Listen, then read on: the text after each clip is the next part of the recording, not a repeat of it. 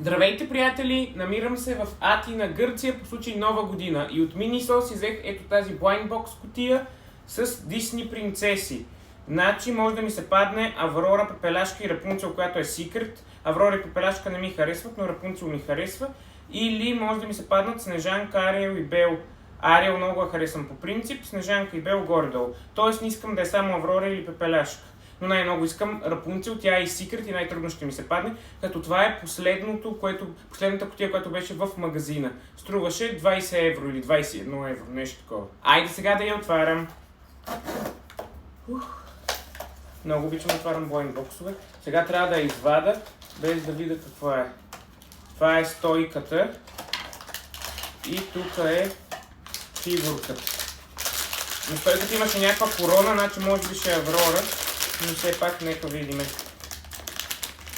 Да, може накрая пак да е Снежанка. Хайде бе. Ужас. Ариел! Тя ми беше втория фаворит след Рапунцел! Yes!